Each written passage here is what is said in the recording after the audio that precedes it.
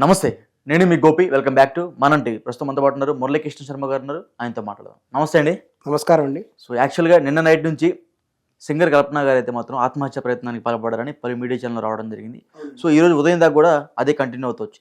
But దానికి వాళ్ళ కూతురు వచ్చేసరికి బ్రేక్ వేసింది. సో మా అమ్మ ఆత్మహత్య ప్రయత్నానికి అయితే పాల్పడలేదు, కేవలం మెడిసిన్ అనేది ఓవర్ డోస్ అయ్యి సో ఆమె కొంచెం నీరసంగా పాల్పడి సో నిద్ర అంటే కదలలేని పరిస్థితిలో ఉంది కాబట్టి సో దీన్ని మీడియా వాళ్ళు ఇలా చిత్రీకరించొద్దు అన్నట్టుగా అయితే వాళ్ళ కూతురు చెప్తుంది. సో అసలు ఏంటి సార్ ఆ స్టోరీ ఏంటి? ఇది చాలా గమనించాల్సిన విషయం అండి. ఈ సింగర్స్ కానీ వాళ్ళందరికీ ఏదైనా శాపం ఉందేమో అని అనిపిస్తుంది. అవును, దేనికండి?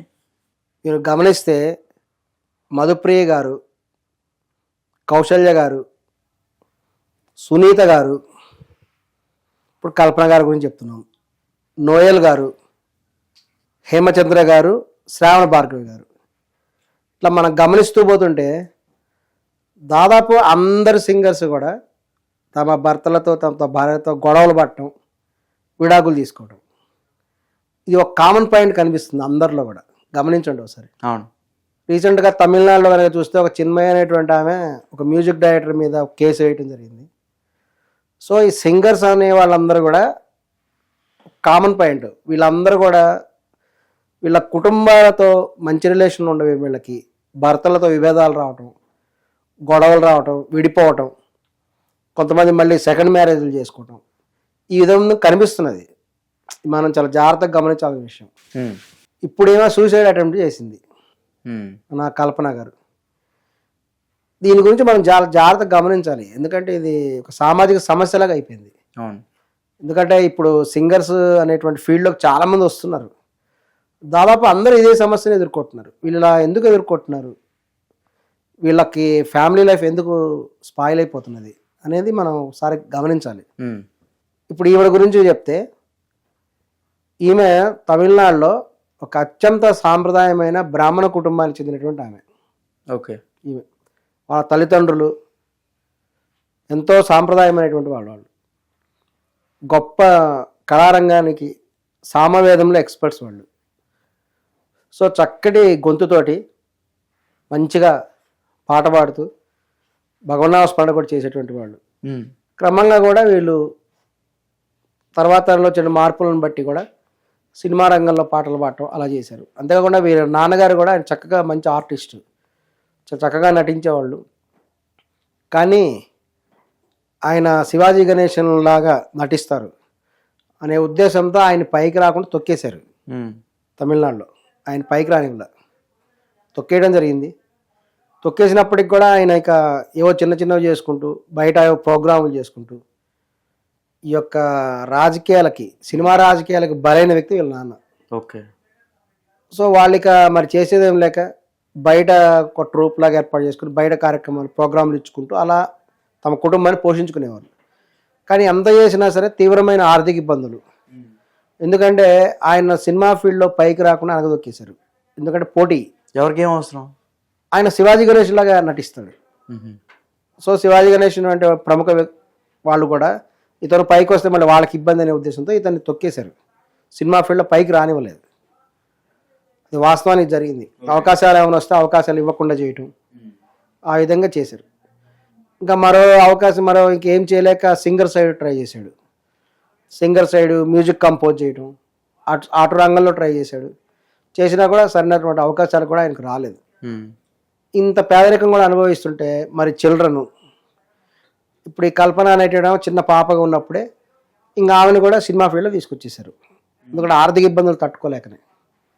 ఆమె 3 సంవత్సరాల వయసు ఉన్నప్పుడే చాలా చైల్డ్ ఆర్టిస్ట్గా తీసుకొచ్చేసి ఈ యొక్క సినిమాలో నటించడం ప్రారంభించారు. మెల్లగా కూడా వరుసగా అవకాశాలు వచ్చినాయి వాళ్ళకి. ఈ విధంగా వాళ్ళకి కొంచెం ఆర్థికంగా కొంత బలపడ్డారు అనమాట. కానీ ఆమె దాదాపు 30 సినిమాల వరకు యాక్ట్ చేశారు చైల్డ్ ఆర్టిస్ట్గా. చేసిన తర్వాత కొంచెం ఒక వయసు వచ్చినంత వరకు చేసిన తర్వాత ఆమె ఇప్పుడు కమల్ హాసన్ లాంటి వాళ్ళు ఇంకా కొంతమంది కూడా చైల్డ్ ఆర్టిస్ట్ కూడా దగ్గర తీసుకోవటం, వివిధ రకమైన touchings, bad touchings, good touchings ఇవన్నీ ఉంటాయి కదా, అవన్నీ కూడా ఒక వయసు దాటిన తర్వాత ఆమె ఇమ్మలేకపోయారు. వెంటనే తన తల్లిదండ్రులు చెప్పడం జరిగింది, ఇది నా వల్ల కాదు, చాలా ఇబ్బందిగా ఉంది అనేటువంటి. ఇక వాళ్ళు ఇక మరేం చేయలేక ఆమెని నటన నుంచి కూడా బయటకు తీసుకొచ్చేసి పూర్తిగా సంగీతం సైడు ఆమెని దారి మళ్లించారు. అంటే ఒక సింగర్గా ఆమెను దారి మళ్లించారు. అప్పటి నుంచి కూడా ఆమె చక్కగా కూడా పాటలు పాడుతుండేది. మెల్లగా కూడా అవకాశాలు వచ్చినాయి. కానీ అక్కడ కూడా ఈమె అణగదొక్కాలనే ప్రయత్నం జరుగుతుంది. ఒక సినిమా ఫీల్డ్లో ఉండే రాజకీయాలన్నీ కూడా ఈమె జీవితంలో మనం స్పష్టంగా చూడొచ్చు. వాళ్ళందరూ మంచిగా పాటలు పాడుతూ ఈమెకేమో చాలా పెద్ద చరణం ఉండేటువంటి పాటలు ఈమెకి ఇచ్చేవాళ్ళు. మిగతా వాళ్ళకేమో చిన్న చిన్న లైన్స్ ఉండేవి ఇస్తే ఈమెకేమో పెద్ద చరణాలు, చాలా లైన్స్ ఉండే చరణాలు ఈమెకి ఇచ్చి, అంటే ఇబ్బంది కదా పాడటం. అంత కష్టపెట్టినప్పటికి కూడా ఆమె అంత పెద్ద చరణాలు ఉన్న పాటలు కూడా చాలా ఈజీగా పాడేసేవాళ్ళట. ఆమెను చూసి అందరూ ఆశ్చర్యపోయేవాళ్ళు. నిజంగా టాలెంటెడ్ ఆమె, వేరే వాళ్ళు పాడలేరు అట్లా. ఇక చివరికి ఈమె టాలెంట్ని చూసి ఎస్పి బాలసుబ్రహ్మణ్యం వాళ్ళందరూ కూడా ఎంతో ఎంకరేజ్ చేశారు ఆమెకి. ఈమెకి ఒక రాక్షసి అనే పేరు పెట్టేశారు. ఈమె రాక్షసి అని పిలిచేవాళ్ళట. ముద్దు పేరు, అది చెడు ఉద్దేశం కాదు, ముద్దు పేరు, నిక్ నేమ్. సో ఈ పేరు ఏంటంటే సినిమా ఫీల్డ్లో రాక్షసి. రాక్షసి అనే పేరుతో ఈమె పిలిచేవాళ్ళు. ఈమె చాలా వాటిలో కూడా ఇంక నటిస్తూ మధ్యలో నటన కూడా ఆపేసినప్పుడు, అవకాశాలు వచ్చిన అప్పుడప్పుడు చేస్తున్నప్పటికి కూడా ఫుల్ టైం మటుకు సింగర్గా అయింది. వాళ్ళ చెల్లెలు కూడా, ఇంకా వాళ్ళ కుటుంబ సభ్యులు, వాళ్ళ అమ్మగారు అందరూ సింగర్సే. అందరూ కూడా పాటలు పాడుతూ తమ జీవితాన్ని గడుపుతూ ఉన్నారు. మళ్ళీ ఒక ఇల్లు కొనుక్కున్నారు. ఈ విధంగా వాళ్ళ జీవితం గడుపుతూ ఉన్నారు. ఈ సమయంలో ఏంటంటే ఇక్కడ మతం అనేటువంటిది కూడా ఇంటర్ఫియర్ అయింది ఈమె జీవితంలో. ఆమె జీవితంలో చెప్పింది, తన చిన్నతనంలో వాళ్ళ ఇంటి దగ్గర ఒక ఈ కాలేజ్ ఉండేదండి. కాలేజీ, చర్చి, ఈ ఇంగ్లీష్ చర్చ్ ఉంటుంది కదా, చర్చి స్కూల్స్, అందులో చదివింది ఆమె. ఓకే. చదవటం వల్ల ఆవిడ ప్రభావం ఈవిడ మీద ఎక్కువగా ఉంది. ఆ సందర్భంలో ఈవిడికి ఒకసారి హెల్త్ బాగాలేకపోతే, చాలా సమస్య అయితే అక్కడ వాళ్ళు కొంతమంది వచ్చేసి ఆమెకి ఏవో ప్రేయర్లు చేశారట. అప్పుడు తగ్గిందట ఆమెకి. ఇలా ఏదో కొన్ని కూడా ఆమె చెప్పడం జరిగింది స్వయంగా. సో ఈ విధంగా బ్రాహ్మణ కుటుంబంలో పుట్టినప్పటికి కూడా ఈ ఇతర మత ప్రభావం కూడా ఆవిడ మీద కొంచెం ఉంది. ఈ విధంగా కూడా ఆమె జయలలిత గారితో కలిసి కూడా ఒక ఇంటర్వ్యూలు చెప్పడం జరిగింది. జయలలిత గారు కూడా తర్వాత మతం మారారు. అప్పుడు వీళ్ళిద్దరూ కలిసి ఇవన్నీ చెప్పడం జరిగింది. ఆమె బాత్రూంలో కూర్చొని బైబిల్ చదివేదట, ఈ కల్పన అనేటువంటి ఆమె. ఓకే. వాళ్ళ ఇంట్లో తీవ్రంగా వ్యతిరేకించారు ఇదంతా. సో ఇటువంటి ప్రభావం కూడా ఆమె మీద చిన్నప్పటి నుంచి కూడా ఉంది. సో క్రమంగా కూడా ఆవిడ పెరిగి పెద్ద అయినప్పుడు ఇక ఇంట్లో వాళ్ళు ఏం చేశారంటే, ఇలా కాదు ఈవిడికి పెళ్లి చేయాలి అని చెప్పేసి మంచి సాంప్రదాయమైన కుటుంబాలను చూసి పెళ్లి చేశారు. ఆవిడకి ఒక మంచి పాప పుట్టింది. కానీ ఈ గొడవ అనేటువంటిది వాళ్ళ ఇంట్లో కంటిన్యూ అవుతూనే ఉంది. ఎందుకంటే అతనేమో సాంప్రదాయమైన కుటుంబం వాడు, ఈమెమో డిఫరెంట్ ఉంది. ఈమె ఇంటర్వ్యూలో చెప్పడం జరిగింది, అతను చాలా మంచివాడు, మొదటి భర్త చాలా మంచివాడని, చాలా మంచిగా చూసుకునేవాడని చెప్తుంది. కానీ ఈమె అతనితో విడిపోవాలని నిర్ణయించుకుంది. అంటే ఇక్కడ ఎవరు తప్పు? ఈవిడదే తప్పు. ఈమె చెప్పడం ఏంటంటే, రోజు గొడవలు పట్టం కంటే విడిపోతే మంచిది కదా అని ఆమె నిర్ణయం తీసుకుందండి. ఇప్పుడు తన భర్త సాఫ్ట్వేర్ ఇంజనీరు, మంచి సాంప్రదాయంగా ఉండేవాడు, తనని బాగా చూసుకునేవాడంట, ఎటువంటి ఇబ్బంది పెట్టేవాడు కానీ. ఇంత మంచిగా ఉన్నప్పుడు చక్కగా ఉండొచ్చు కదా. మరి ఈమె చెప్పేది ఏంటంటే, ఈ సింగింగ్ కెరీర్ వల్ల మా మధ్య కొన్ని వేరే టాపిక్స్ మీద గొడవలు వచ్చినాయి, ఆయన అయితే చాలా మంచివాడని చెప్పడం జరిగింది. ఈ విధంగా భర్త నుంచి కూడా విడిపోయింది. మరి మన చట్ట ప్రకారం చూస్తే మరి భర్త నుంచి విడిపోతే భరణం రావాలి కదా. కానీ ఆమె నేను తర్వాత చాలా ఇబ్బంది పడ్డాను ఆర్థికంగా అని చెప్పడం జరుగుతుంది. సో ఇక్కడ ఏంటంటే ఏదో సంథింగ్ మిస్టేక్ ఉంది. ఇప్పుడు భర్త నుంచి విడిపోతే భరణం రావాలి కదా. మరి ఆ పాప పెరిగిన పెద్ద అయ్యేంత వరకు ఇతను భరణం చెల్లించాలి, నెలలా కొంత అమౌంట్ ఉంటుంది, ఇదంతా చేయాలి కదా. మరి అదంతా ఆమె దాంట్లో కనిపించట్లేదు. ఆమె ఆర్థికంగా చాలా ఇబ్బంది పడ్డాను, ఇక ఏం చేయాలో అర్థం కాక సూసైడ్ చేసుకోవాలని ప్రయత్నం చేశానని చెప్పింది అనమాట. ఆ సమయంలో ఈవిడకి చిత్ర గారు అనేటువంటి ఆమె కూడా ఒక సింగరు, ఈమె లైఫ్ని టర్న్ చేసేసింది. ఎలా టర్న్ చేసిందంటే, ఆమె చెప్పిందంట, కేరళలో ఒక మంచి పాటలు ఉంది, అందులో కానీ పార్టిసిపేట్ చేస్తే గెలిస్తే కనుక ₹1,00,00,000 విలువ చేసే విల్లా వస్తుంది, పార్టిసిపేట్ చేయని చెప్పిందండి. ఇక్కడ మనం జాగ్రత్తగా గమనిస్తే ఆ షోనే ఒక ఏదో మతలబున్న షో అనిపిస్తుంది.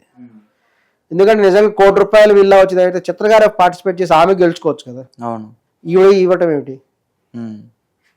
జాగ్రత్తగా గమనించాలి. లేదంటే ఒక సినిమా ఉంది, గజని అని ఒక సినిమా ఉంది, అందులో అతను ఏం చేస్తాడంటే హీరో ఏదో రకంగా ఆ ఫ్లాట్ని హీరోయిన్కి అప్పచేయండి అని వేరే మనిషి ద్వారా ప్రైజ్ ద్వారా వచ్చినట్టు ఇప్పిస్తాడు. అవును. అదే విధంగా ఈమెకి ఎవరైనా ఇప్పించి ఉండొచ్చు. ఈమె ఆ షోలో పార్టిసిపేట్ చేసి, అందులో విచిత్రం ఏంటంటే ఆమెకు మలయాళం ఏమి రాదు, అసలు మలయాళం జీరో. ఆ టైంలో మలయాళంలో అసలు ఏమి రానటువంటి ఆమె వెళ్ళి కేరళకి వెళ్ళి మలయాళంలో పాటలు పాడి నెంబర్ 1 వచ్చిందండి. ఆమెకి ఎలా వస్తుంది? ఇవన్నీ కూడా గమనిస్తుంటే మనకి చాలా ఆశ్చర్యంగా అనిపిస్తుంటాయి. అవును. ఈమె జీవితమే ఒక చాలా చాలా ట్విస్టులు ఉన్నాయి ఈమె జీవితంలో. ఆమె మలయాళం రానామె వెళ్ళి మలయాళంలో పాటలు పాడి వాళ్ళందరినీ ఓడిచ్చేసేసి ఈమె నెంబర్ 1 అయిపోయి ₹1,00,00,000 చేసే విల్లాని గెలుచుకుంది. గెలుచుకున్నప్పటి నుంచి ఆమె ఆర్థికంగా బలపడింది. ఇటువంటి పరిస్థితుల్లో ఏంటంటే ఇక మళ్ళీ వచ్చేసి మళ్ళీ సింగర్గా కూడా ప్రాక్టీస్ చేయడం స్టార్ట్ చేసింది. ఆమెకు మెయిన్ ఆ సమయంలో ఏంటంటే ఈ మన ఆంధ్రప్రదేశ్ అనేది ఆమెకి ఒక చాలా ఆశాజనకంగా కనిపించింది. తెలుగు పాటలు ఇక్కడ ఎక్కువ అవకాశాలు రావడం ప్రారంభించింది. వెంటనే కూడా తెలుగు ఫీల్డ్లోకి వచ్చేసి ఇక్కడ పాటలు పాడటం మళ్ళీ కూడా స్టార్ట్ చేసి చాలా పాటలు మంచి సూపర్ డూపర్ హిట్స్ పాటలు పాడటం జరిగింది. దాంతోపాటు మెల్లగా కూడా టీవీ షోస్లో వీటిలో కూడా అవకాశం వచ్చినాయి. వీటన్నిటిలో కూడా ఆమె చేయటం జరుగుతున్నది. మరి ఈ సందర్భంలో ఏం చేసిందంటే ఆమె ఎక్కువ తిరుగుతుంది కదా, పాటలు అంటే ఎక్కడ ఉంటే అక్కడికి వెళ్ళాలి, స్టూడియోలకు వెళ్ళాలి. అప్పుడు ఏమైందంటే ఆమె కూతురుని ఇక ఆమె ఏం చేయాలో అర్థం కాక ఆమె ఇంట్లో వాళ్ళతో బాగా గొడవ పడింది. ఎందుకంటే వాళ్ళ ఇంట్లో వాళ్ళకి ఎవరికి అంత మంచి సాంప్రదాయమైన దాన్ని చూస్తే విడిపోవటం ఏంటి, ఈ మొత్తం కొంచెం తిక్కలాగా ఉన్నట్టుంది.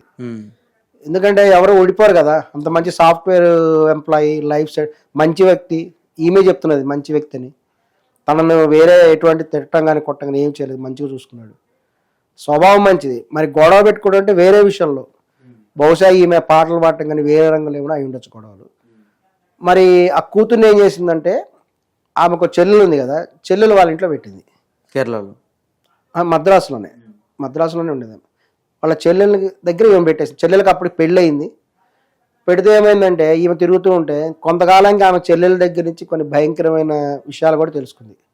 వీళ్ళ కూతురు ఏం చెప్పిందంటే వాళ్ళ బావ, చెల్లెల హస్బెండ్ ఎవరైతే ఉన్నాడో అతను ఈమెని చాలా మానసికంగా శారీరకంగా బాధించాడంట, చైల్డ్ అబ్యూజ్మెంట్ అని తెలిసినప్పటికీ ఈమె ఇంకా ఇదేంటి చాలా ఆశ్చర్యపోయి ఇలా జరిగింది అని చెప్పి వెంటనే వాళ్ళ మీద కేసు పెట్టేసింది.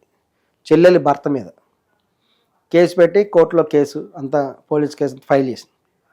అది కొంతకాలం నడిచినప్పుడు ఇంకా చెల్లెల భయపడిపోయి ఇక మా ఆయన మీద కేసు వద్దు దయచేసి కాపాడు. ఇక్కడ ఇదంతా కూడా గమనిస్తే ఆమె ఎందుకు అయ్యారు అనేటువంటి కూడా తెలుస్తుంది. ఎందుకంటే ఇది ఒక మత విశ్వాసానికి సంబంధించినటువంటి విషయం అనేది వస్తుంది అనమాట.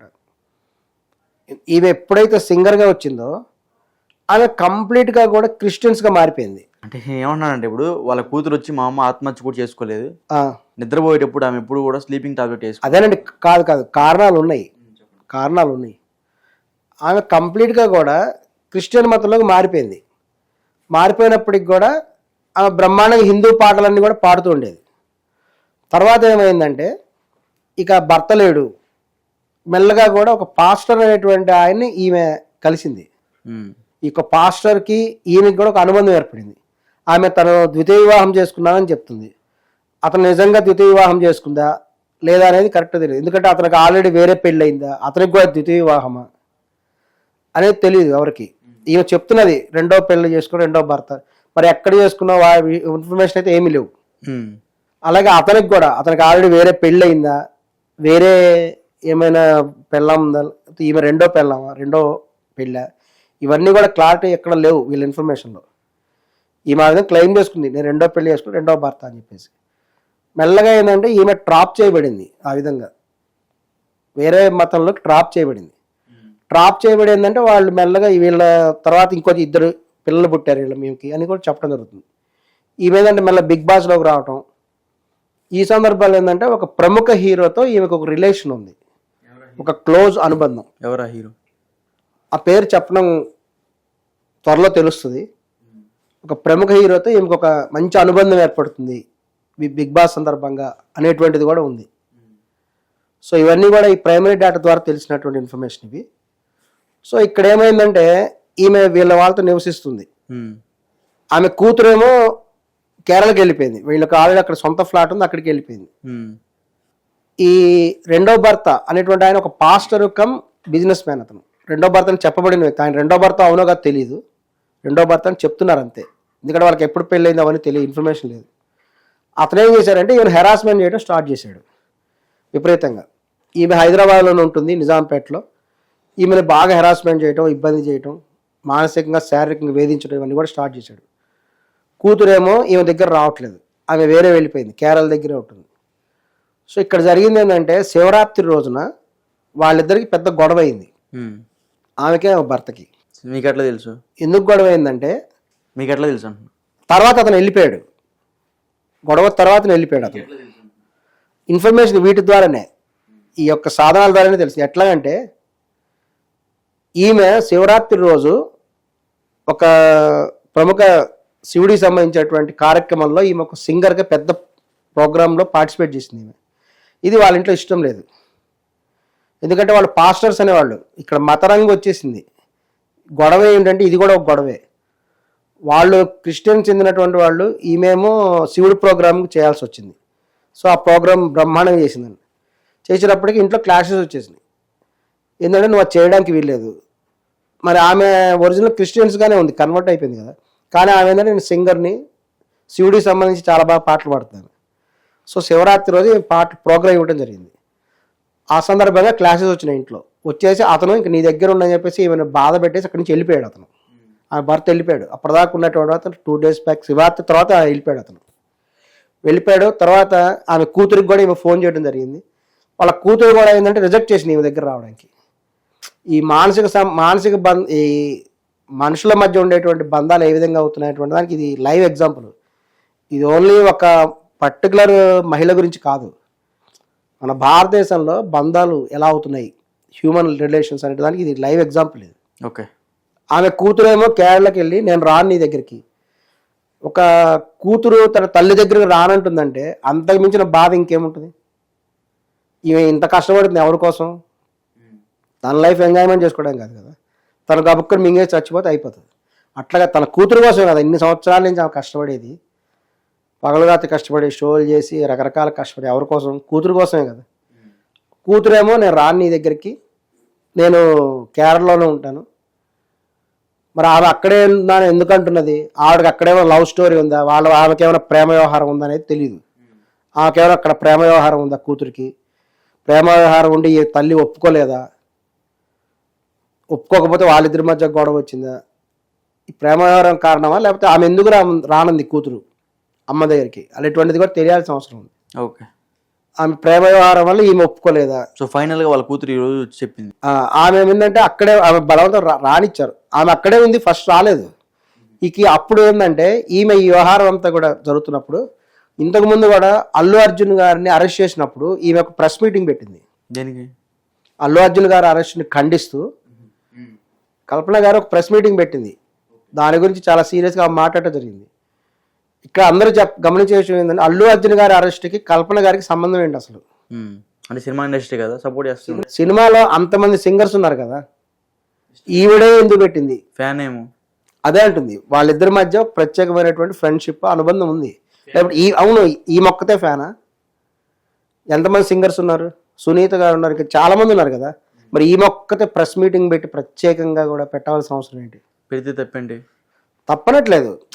ఇయో పెట్టిందంటే something is relation between them, is either maybe good friendship or good fans, whatever maybe. So అది తర్వాత ఏమైందంటే ఈ విధంగా భర్త వదిలేసి వెళ్ళిపోయాడు, కూతురు రానంటుంది.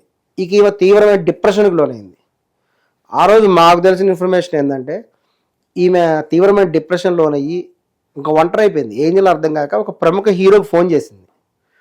ఫోన్ చేసి తన పరిస్థితి చెప్పింది, ఇలా అయిపోయింది, భర్త వెళ్ళిపోయాడు, కూతురు రావట్లేదు. అతను నిన్ను ఓదారుస్తారు రమ్మని చెప్పాడట అతను. ఈమె అతని దగ్గరికి వెళ్ళింది. వెళ్ళి అతని దగ్గర కొన్ని గంటల సేపు అతని దగ్గర ఉండేసి వచ్చింది వెనక్కి. మరి అక్కడేమైనా ప్రాబ్లం అయిందా? ఆ హీరో ఈమె పట్ల ఏమైనా మిస్బిహేవియర్ చేశాడా? ఏమైనా అత్యాచార యత్నం ఏమైనా జరిగింది అక్కడ? లేదంటే వేటికి కూడా ఆమె చెప్తేనే తెలుస్తుంది. మనము ఆమె నో తెలిసినాక తెలిసేది. అవును. సో వెళ్ళింది అనేది మటుకు ఇన్ఫర్మేషన్ ఉంది. ఓకే. ఒక ప్రముఖ హీరో దగ్గరికి ఈమె వెళ్ళింది ఆ రోజు రాత్రి. వెళ్ళేసి ఆ ఓదార్చిన ఫోన్లో ఓదార్చొచ్చు కదా, కానీ ఈమె వాళ్ళ ఇంటికి వెళ్ళింది, అతను చెప్పిన ప్లేస్కి వెళ్ళి అతని దగ్గర ఉండేసి మళ్ళీ వెనక్కి వచ్చింది ఇంటికి. వచ్చిన తర్వాత ఇంకా తీవ్రంగా డిప్రెషన్కి లోన్ అయిపోయి నెక్స్ట్ డే రోజు కూడా కొన్ని మాత్రలు కూడా మింగటం జరిగింది. ఇవన్నీ కూడా ఊహాజనితాలా లేకపోతే నిజంగా జరిగాయా? క్లియర్గా కొన్ని ప్రైమరీ ఇన్ఫర్మేషన్ ఉంది, ఊహాజనితాల కొన్ని ఇన్ఫర్మేషన్ ఉంది. ఓకే. పోలీసులు ఎట్లాగైనా ఎంక్వైరీ చేస్తున్నారు కదా, వాళ్ళ దాంట్లో లిస్ట్ తీస్తే డైల్డ్ లిస్ట్లో ఇవన్నీ వచ్చేస్తాయి కదా, ఎట్లయినా పోలీస్ ఎంక్వైరీ ఉంటుంది. మనకు తెలిసిన కొంత ఇన్ఫర్మేషన్ చెప్తున్నాం, ఇవి కొన్ని నిజం అవ్వచ్చు అవ్వకపోవచ్చు కూడా, కానీ తెలిసిన ఇన్ఫర్మేషన్ చెప్తున్నాం. ఒక అందినటువంటి సమాచారం వరకు చెప్పడం జరుగుతుంది. ఇది వాళ్ళు మళ్ళీ పోలీసులు ఎంక్వైరీ చేస్తే నిజమో కాదా అనేది తెలుస్తుంది ప్రాక్టికల్గా. ఎడదయ్యండి ఆమె చెప్పిన దాన్ని బట్టే ఉంటుంది ఫైనల్. ఆమె చెప్తే అదే కదా. ఇప్పుడేమైందంటే ఆమె భర్త మద్రాసులో ఉన్నప్పుడు వాళ్ళకి ఇన్ఫర్మేషన్ వెళ్ళింది, ఇట్లా ఆమె తలుపులు వేసుకుంది బయటికి రావట్లేదు. వెంటనే అతను అందరు చెప్తున్నారు కదా, ఆమె వెంటనే వాచ్మెన్కి ఫోన్ చేయటం, పోలీసులు వచ్చేసి తలుపులు బ్రేక్ చేస్తే ఆమె లోపల ఉంది. ఇక్కడ ఒక విషయం గమనించాల్సిన విషయం ఏంటంటే ఆమెకి వైద్యంలో పరిజ్ఞానం ఉంది. ఆమె సిద్ధ వైద్యంలో ఆమె నిష్ణాతురాలు. ఆమె షీజ్ ఎ డాక్టర్, అంటే సర్టిఫికేట్ లేకపోయినా ఆమెకు మెడికల్ నాలెడ్జ్ ఉంది. ఆమెని ఏదో తెలియని వాళ్ళలాగా మింగే టైప్ కాదు ఆమెకు అంతా తెలుసు, నాలెడ్జ్ ఉంది. ఇంకా గమనించాల్సిన విషయం ఏంటంటే కొంతకాలం క్రితం ఆమె కొన్ని వీడియోలు కూడా ఇచ్చింది. ఆత్మహత్య అనేటువంటిది కరెక్ట్ కాదు, అందరూ నిబ్బరంగా ఉండాలి, ధైర్యంగా ఉండాలని ఆమె వీడియోలు రిలీజ్ చేసింది. ఇది వరకు ఆత్మహత్యలకు వ్యతిరేకంగా ఆమె వీడియో చేసినప్పుడు ఆమె ఆత్మహత్య చేసుకోవాల్సిన అవసరం లేదు కదా. మా అమ్మ ఆత్మహత్యకి ప్రయత్నించలేదు, ఓవర్ డోస్ అయ్యి కొంచెం నీరసించిపోయింది అని వాళ్ళ కూతురు క్లారిటీ ఇచ్చింది. వాళ్ళ కూతురు వచ్చేసి చెప్తున్నది ఎక్కువ మింగేసేసింది, ఎందుకంటే అది మళ్ళీ కేసు అయితే ప్రాబ్లం అయి ఉండొచ్చు. ఇప్పటికైనా సరే ఆమె కూతురు వచ్చేసి ఈవిడ దగ్గర ఉండాలి. ఓకే, మీ డిమాండ్ అది? మా డిమాండ్ ఆమె కూతురు వచ్చి వాళ్ళ తల్లి దగ్గర ఉండాలి. ఆమె భర్త కూడా, ఆమె భర్త అన్నమాట చెప్పబోయేటువంటి వ్యక్తి ఆమె దగ్గర ఉండాలి. కూతురు అయితే కంపల్సరీ రావాలి, వచ్చి ఆవిడ దగ్గర ఉండాలి. ఓకే. ఒకవేళ ఆమె ఆత్మహత్యపై ఇప్పుడు రేపు స్టేట్మెంట్ ఇస్తుంది, ఆమె ఎట్లయినా స్టేట్మెంట్ ఇచ్చినప్పుడు ఆమె చెప్తుంది, ఆమె నేను లేదండి పొరపాటుని మింగినానని చెప్పచ్చు, లేదంటే కావాలని మింగిందా అనేది పోలీస్ ఎంక్వైరీలో తెలుస్తుంది. ఓకే. అది ఆవిడ చెప్తేనే తెలుస్తుంది, కాబట్టి మనం చేసేది ఏం లేదు. ఓకే. కూతురు మటు కంపల్సరీ వాళ్ళ అమ్మ దగ్గర వచ్చి ఉండాలి. రైట్. సో వాళ్ళ భర్త కూడా ఆమెతో గొడవ పట్టడం అనేటువంటిది ఉండకూడదు. అతను కనుక హెరాస్మెంట్ చేయడం ఎంత కరెక్ట్ కనుక అయితే తప్పనిసరిగా అతని మీద యాక్షన్ తీసుకోవాలి. ఓకే అనేటువంటిది మా డిమాండ్. రైట్, థ్యాంక్ యూ అండి. నమస్కారం.